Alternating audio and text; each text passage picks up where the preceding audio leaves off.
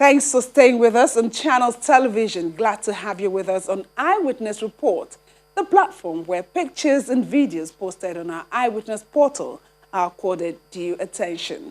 I am Yomi Otaibi. This week's edition focuses on the predicament of residents of teachers' quarters in Lgbogbo in the Ikorodu area of Lagos State, as they lament what they describe as exorbitant electricity bills given to them by Ikeja Electric, a power distribution company amidst epileptic power supply and faulty electricity infrastructure. Also on the program, the Federal Ministry of Works and Housing embarks on a sensitization tour to reclaim the right-of-way along the Lagos-Ibadan Expressway, which has been overtaken by roadside activities. We have these and more for you shortly. To stay with us. The misunderstanding between electricity consumers and power distribution companies is not new, and it appears not to be waning. Recently, residents of teachers' quarters in Selewu area of Ikorodu here in Lagos State embarked on a protest to vent their frustration over alleged unfair treatment by Ikeja Electric. Residents of teachers' quarters, under the auspices of the exclusive Community Development Association in Lgbogbo Ikorodu, on a peaceful protest to express their frustration over poor services rendered by their electricity provider, Ikeja Electric.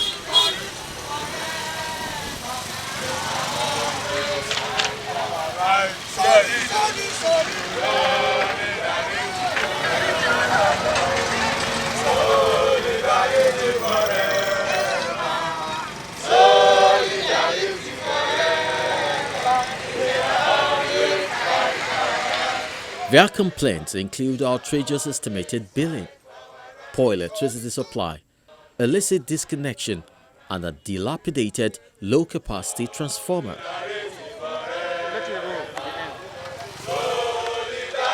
The transformer in question is a 500 kVA, which now bears more loads beyond its capacity. 4 CDAs are now connected to it.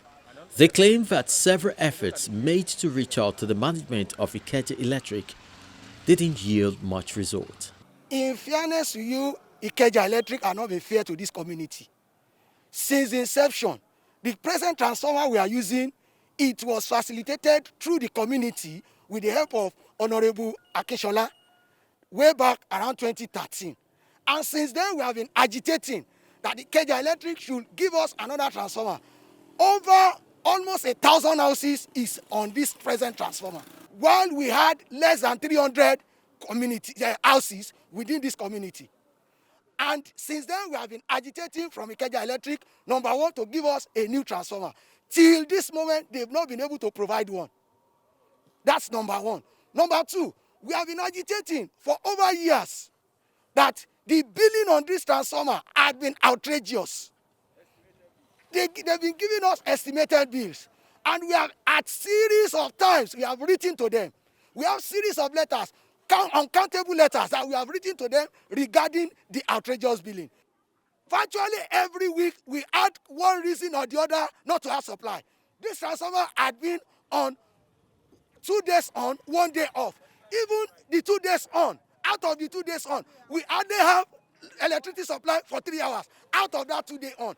And at the end of the month, you will see them telling us we have consumed 200 and something kilowatts, 300 and something kilowatts.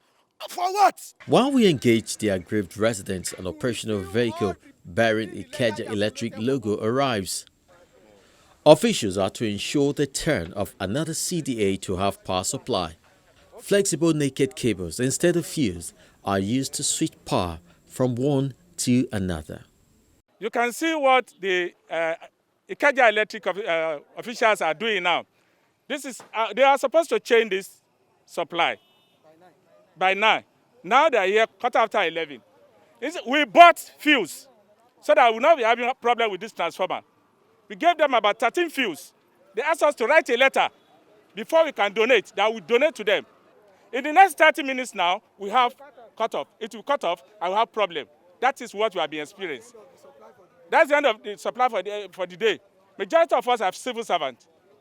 Now we're supposed to go to our office. We cannot go. We are staying here to fight for our rights. And what we are saying now, we are pleading to federal government and NEC, who are in charge of electricity in this country, to please come to our aid and make sure they meter this environment, and at the same time they stop the outrageous bill. The association says it has embarked on a self-help initiative to enhance the process of getting a new transformer and to ensure the availability of power supply. A concrete base for the transformer has been constructed, while 11 poles procured and installed. The community has also installed street lights powered by a 6 kVA generator. We've written so many letters. This is one of the letters that we wrote 2018, requesting for a relief transformer. Yes. Up till now, they have not replied this letter. This is for 2013. When was this written? It was written 2018. This is another one. And it shows that somebody collected it. Yes, it's acknowledged. Yes. This is another one. This one was also written to give us as a remember. Yes. This is even the one that we wrote to remind them of the relief transformer. Up to now, nothing is done. And as a community, when discovered that they are not ready to do anything, for them to come to collect money, we started contributing money to buy new transformer. You can see we have already installed the high tension pole in readiness for the process of new transformer. And this is the pro forma invoice of the transformer. This is the pro forma invoice, 5.2 as at 2017, when the dollar was 200 and something thousand. Now, if you want to buy this kind of transformer now, I think that we cannot get it this price again. To better understand the plight of these residents, Eyewitness crew visits a retired teacher, Mrs. Oluwawemimo Shonowo, for an exclusive interview. Mrs. Shonowo, my mom, a retiree of Lagos State, please have your seat. At the point of our visit, there was no power supply. In the absence of power, the 74-year-old widow, who lives alone in a 3-bedroom apartment, depends on a rechargeable lamp always placed close to her seat. She shares sad experience about the services of Ikeja Electric. That is my rechargeable fan, light there every day. Now the thing that Ikeja Electric is doing for me personally and the whole community. When my husband died 5 years ago, I went to them. They said I should go and bring the death certificate and this and that because my children took me for almost 3 or 4 months, which I did not come home. When I came home, I saw the bill, which I could not maintain. So I have to go to Ikeja. I went to our lgbogbo here. They said it is above their distance. I should go to Ikeja. I went to Ikeja myself. The Ikeja took the death certificate, took everything that they said, the bill and everything they said I should photocopy, that they will see what they will do to remove the money. If they remove the money, it will be today. We are talking now. So the bill is always there. When our pole get fault, fall down, for 2 months we did not have light. They still bring bill to the whole community, which added to my own deal. So at the time, I have to call my children to come and rescue me from this NEPA something. To avoid outrageous estimated bills and arbitrary disconnections, Mrs. Shonowo, with the help of her children, who are far away in their houses, decides to apply for a prepaid meter. She shows us a deposit slip as proof of payment for the item that is yet to be delivered since September 2020. Since last year, January, I've been working on prepaid. They said I should pay some months 20,000 out of the bill I have. Okay, I paid. Before they come and mount and do everything, they did not come. So by September, they said I should go and pay for the prepaid meter, which myself and one of my brothers, Mr. Oladejo, we paid at the same time. Because I don't know how to, it is my son this is my bill for the prepaid meter. The receipt for September last year, I paid for the prepaid. 2 or 4. Yes. So, unfortunately, they said we should be calling them. So, including Mr. Oledejo, this is my brother that I'm saying. The 2 of them are working in hand with NEPA. Uncle Sam came here one day, they wanted to remove my light. They were sitting down there. I said, Uncle Sam, I've paid for prepaid meter for so months now. And up to now, you are the manager, or marketing manager for this CDA. What do I do? He said, Madam, come and see me personally. So I told her that. They said, maybe you ask me to bring some money, which I cannot avoid. So up to today, I did not go to him. Estimated bill now is 7,000. At times 10,000. They be bringing, this is my house. I don't use anything. Like Mrs. Shonawa, most residents here are yet to get prepaid meters, including those who claim to have paid. Surprisingly, we noticed only 3 prepaid meters as we moved around the community of over 300 houses. The epileptic power supply has also affected businesses in the community. Most shops have been closed down over poor electricity supply, except for those who can bear the cost of running a power generator for hours daily.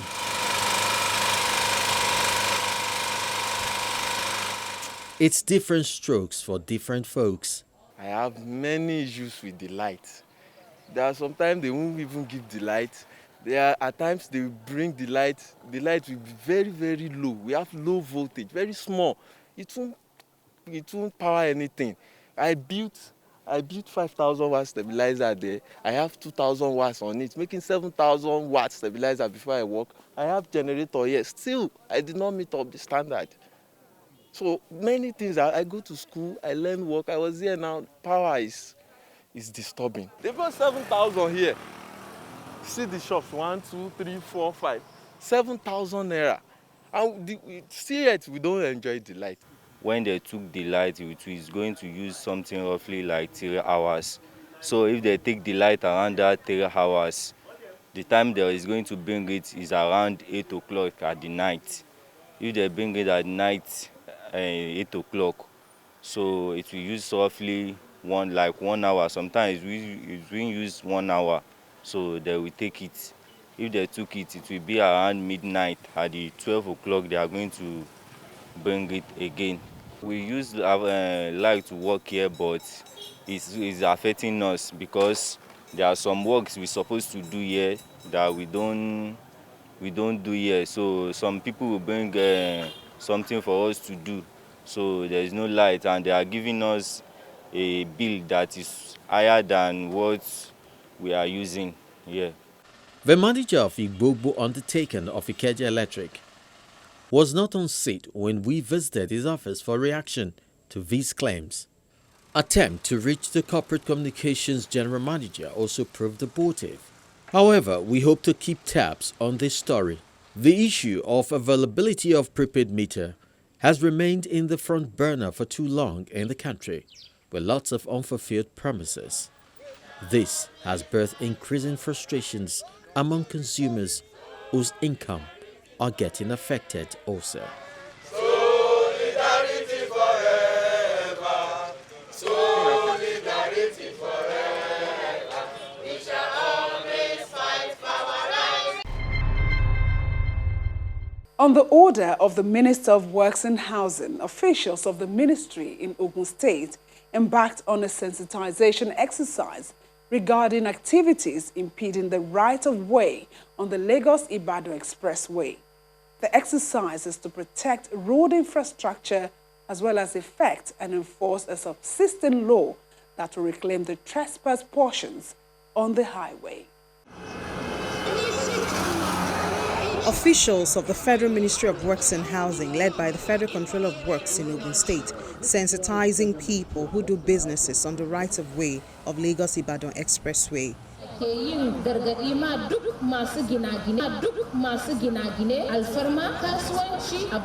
The exercise begins at the old toll gate section of the expressway, where restricted byways are used by auto mechanics.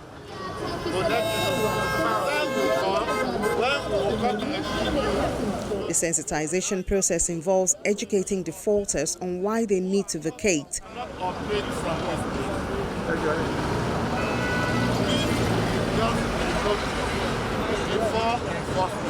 They've encroached on the setback of the road, which should be about 150 feet or 45.72 meters from the median, and as such are served various notices.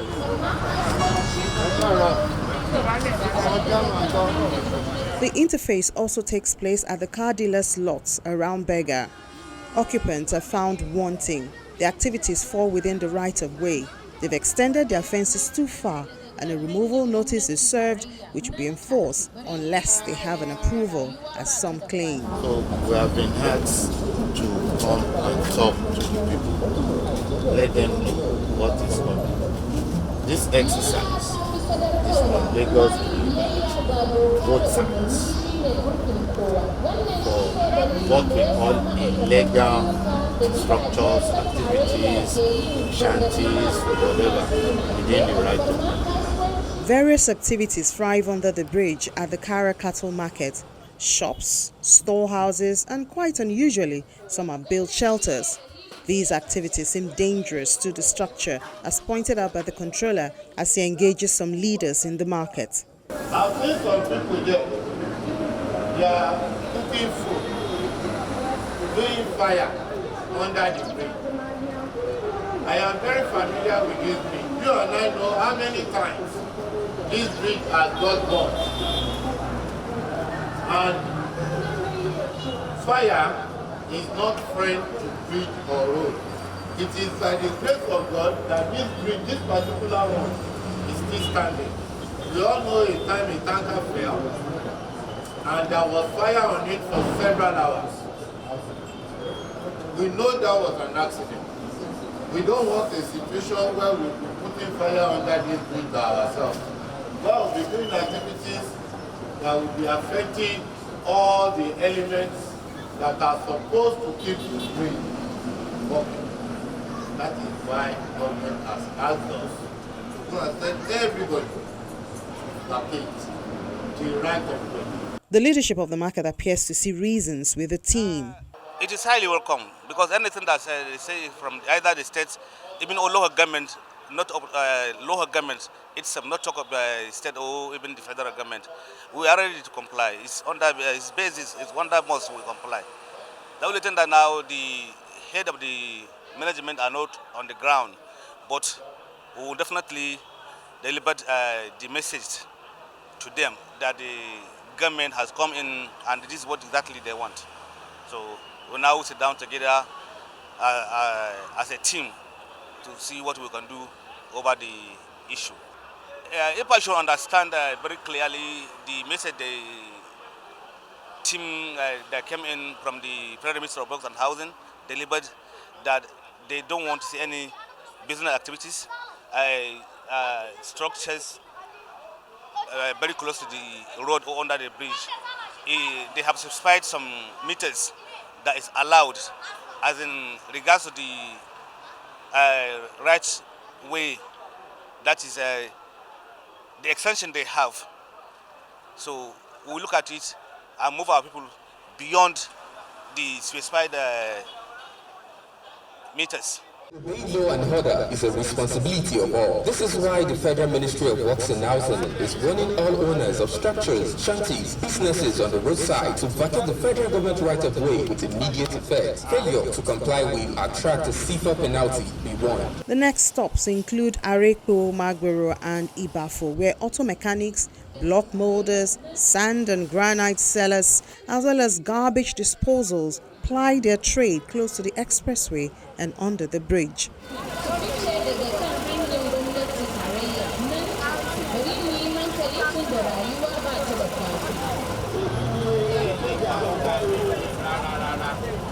The message is clear to them: move or be moved. This doesn't go well with the merchants who wonder where to go from here. I'm not happy because there's nowhere I can go now. Look at my age. There's nowhere we can go now. No place we can to sell another. There's no place for us to sell our market. So we are begging the government to leave us here.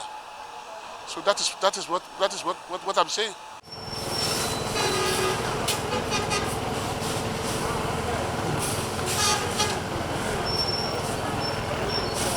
The Controller of Works says the exercise is to protect government investment on the Lagos-Ibadan road and as such will be implemented accordingly. Lagos-Ibadan is one of the most important federal highways in the whole of the country. It's an expressway in the correct engineering definition of it when it was first constructed and opened to traffic in 1978. And it served as so for several years after. Along the line, a lot of development came from the abutting communities, encroaching and infringing on the expressway status of the road.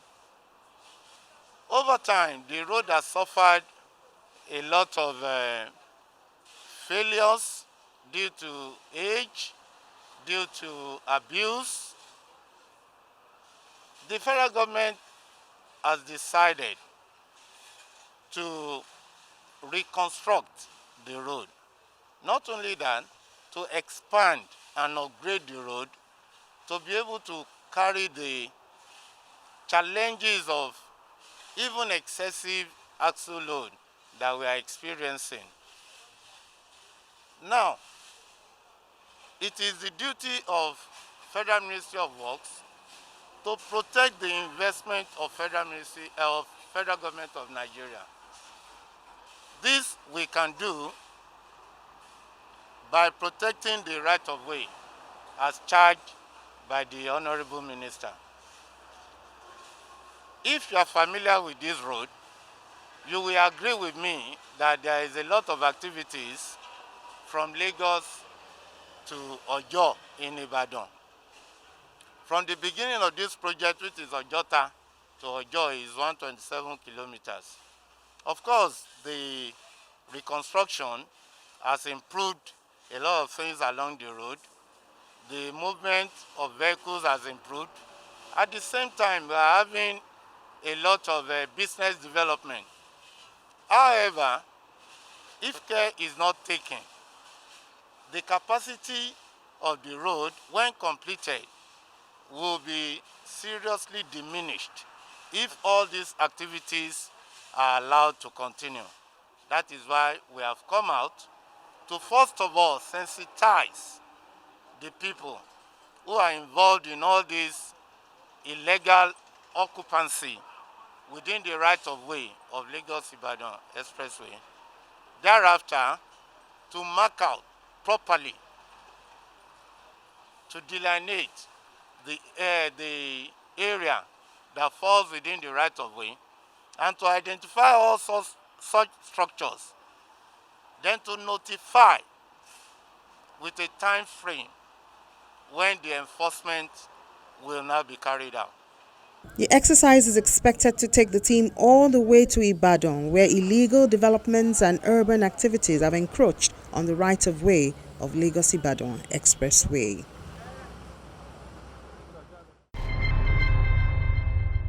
You can always be a part of the program by simply posting your eyewitness pictures and videos to our portal via the Channels TV app.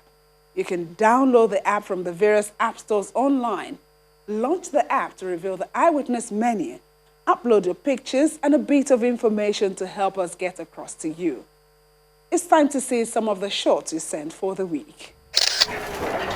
We begin this segment with a video of a fence being demolished for blocking water channels in Nnewi, Anambra State. The state government ordered the demolition of structures built on waterways identified as one of the major causes of flood and erosion. The next video shows the level of compliance to the e-calling system introduced by the Lagos State government for trucks and tankers to access the Apapa seaport. Our eyewitness reporter observed that sanity is returning to the roads leading to Apapa and Tinkan. Tanker drivers now park off the major and inner access road while they wait to be called into the seaport. The next picture is a bridge linking Iba town and Ishashi in Ojo local government area of Lagos State, now turned into a refuse dump site. The reporter says the canal which separates the two communities is totally blocked with refuse. He fears that if nothing is done to clear them before the rainy season, the communities will be flooded. Similarly, is a picture of the canal separating Dairo and Olufumilayo streets in Ikosi, Ketu, completely blocked by refuse. The Eyewitness Report says as a result of the blockade, the entire area is usually flooded whenever it rains, making the link road from Ikorodu to Ikosi impassable. That's how we wrap up the program for this week. See you again, same time next week. I'm Yomi Otaigbe.